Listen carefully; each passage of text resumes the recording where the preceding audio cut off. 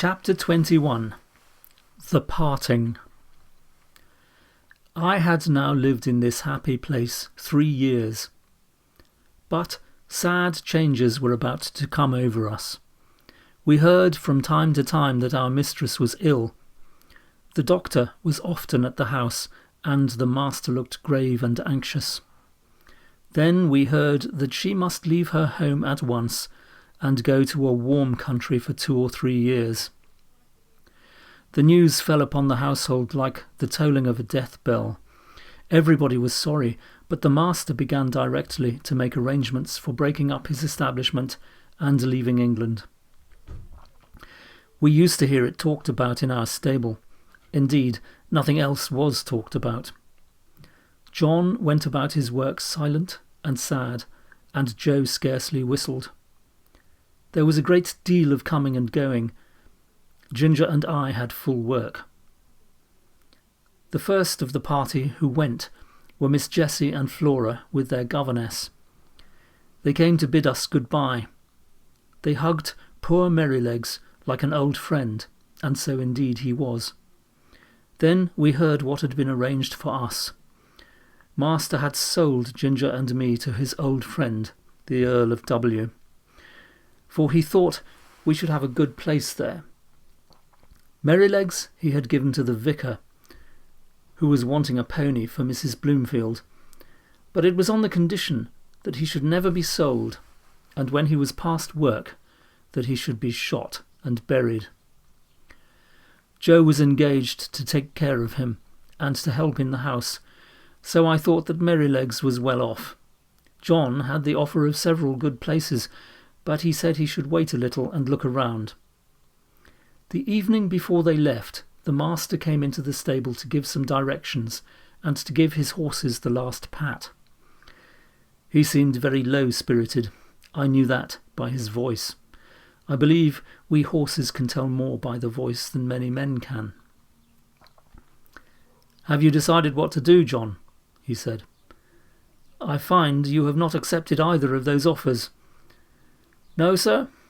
I have made up my mind that if I could get a situation with some first-rate colt breaker and horse trainer, it would be the right thing for me. Many young animals are frightened and spoiled by wrong treatment which need not be.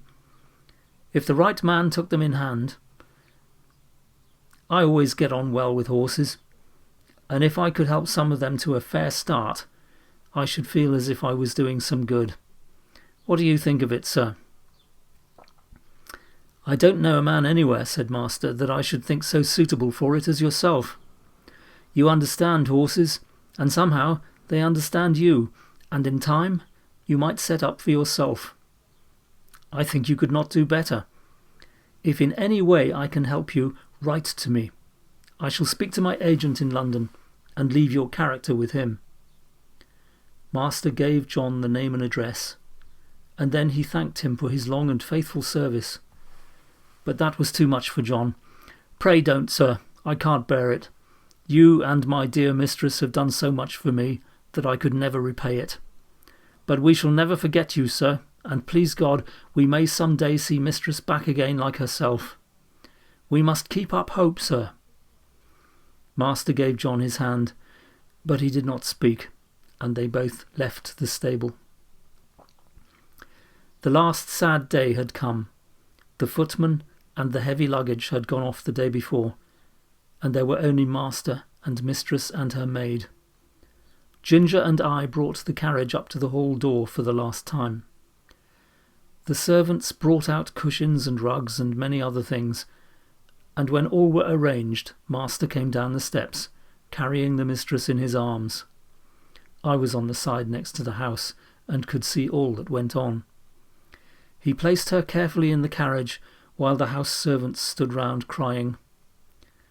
"Goodbye again," he said. "We shall not forget any of you." And he got in. "Drive on, John." Joe jumped up, and we trotted slowly through the park and through the village, where the people were standing at their doors to have a last look, and to say, "God bless them."